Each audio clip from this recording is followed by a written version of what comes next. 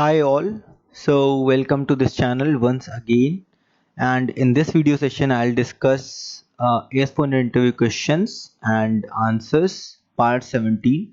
So I already created many videos on the AS400 interview questions, so you can refer from my channel. Now let's start with this video.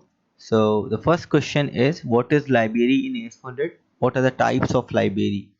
So library is an object in an AS400. So basically it serves as an repository for other objects. So library can uh, hold the objects of various types in itself, and there is a library named QSys, which is a system library, and it can hold the objects as well as the other libraries. So this is the only library which can hold the other libraries, otherwise no other library can hold other libraries.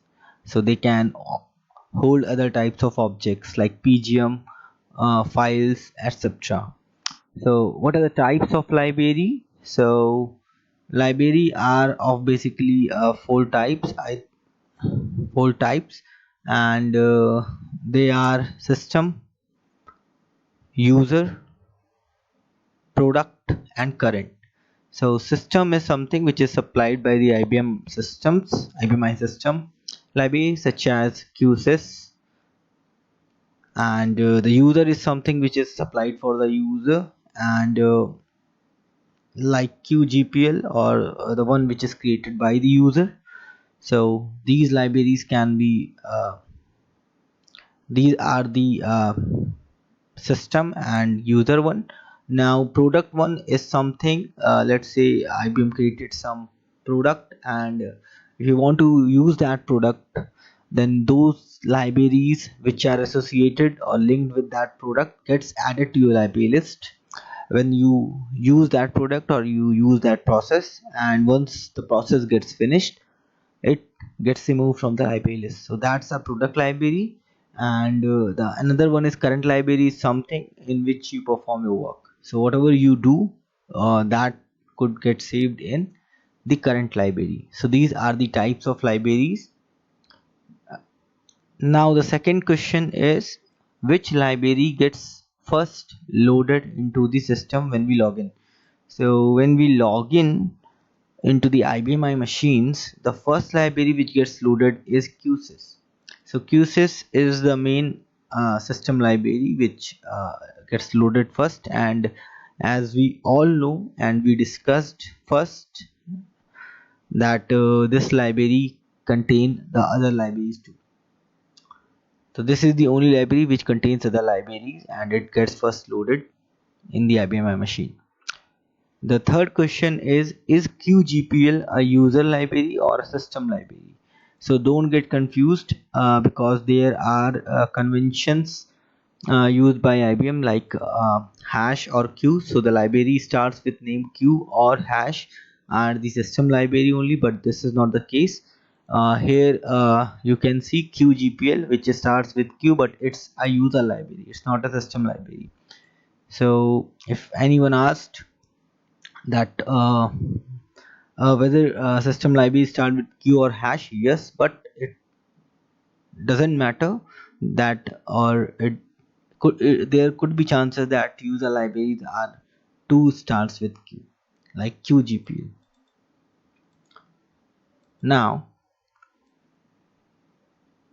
fourth question is, how can we see all the objects and its sizes in a library? So as we all know that library holds all the objects of various types.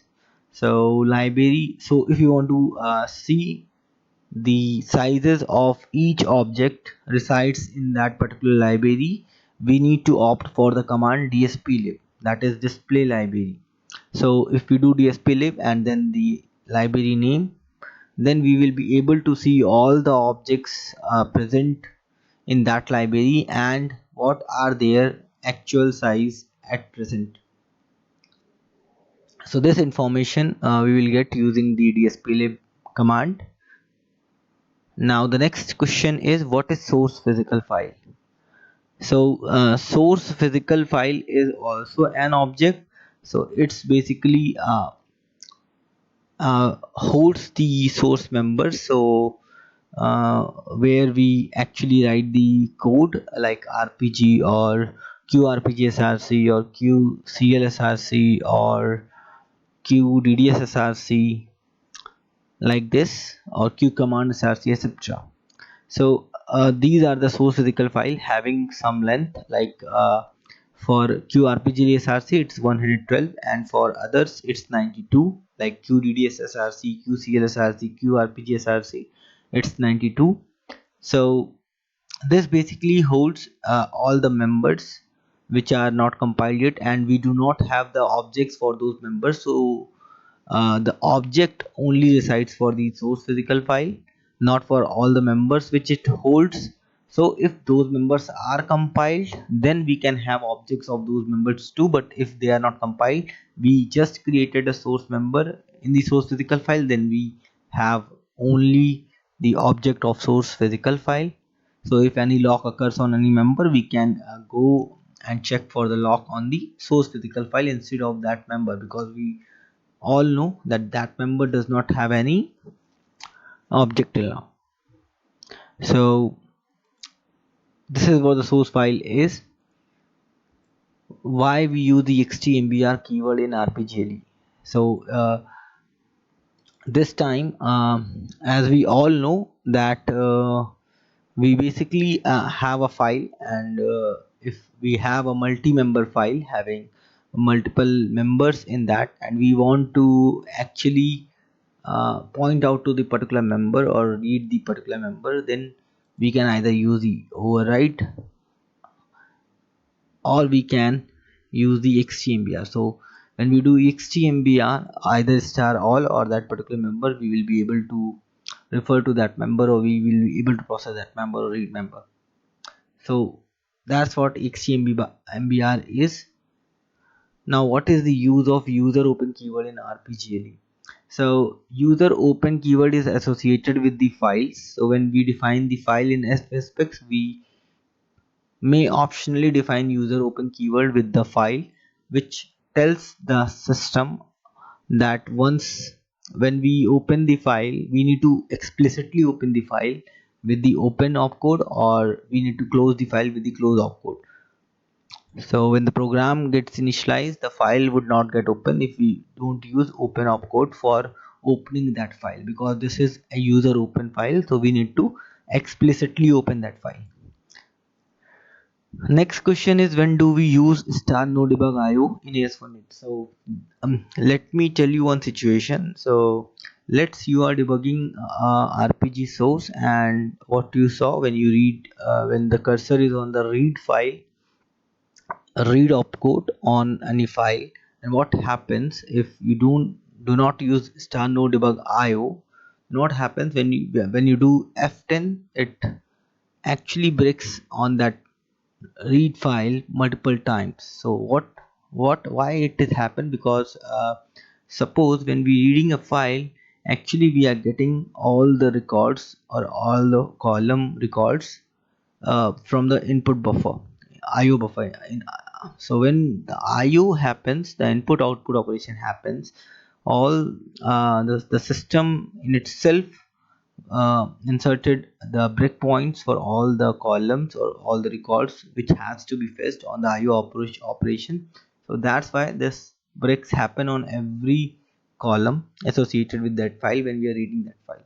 So to avoid that, to avoid this situation, we can use star no debug IO in the HSPECS in our RPG program, and we can avoid that breaking multiple times on the input output operation. What is library list? Now we discussed about the library. So let me tell you, we library list is something which is part of any process. So if I open a session and I set the library list, so what happens, the process actually search anything in that library list. So whatever the library list is, the things or the objects which we are searching for, if we are calling a program, so that program will get searched in that library list if we have used star label.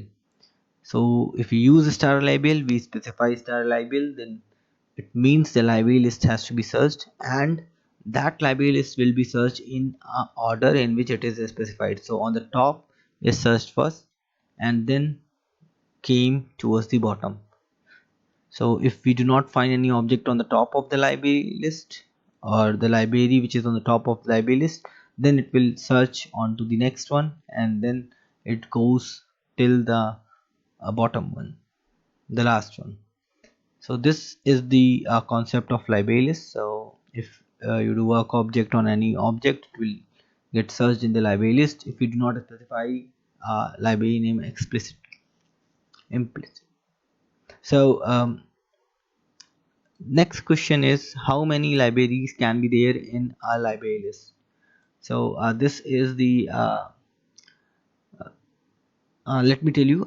So there are approx 40 libraries that could be there in the library list. So we cannot have more than 40 libraries in a library list at a time, at a particular time. So there could be further distinctions between them, there can be 15 system libraries, subsystem supplied libraries can be there in the library list, or 25 user libraries. So this is the ratio between the system and the user library which could be present on the library list at a particular time.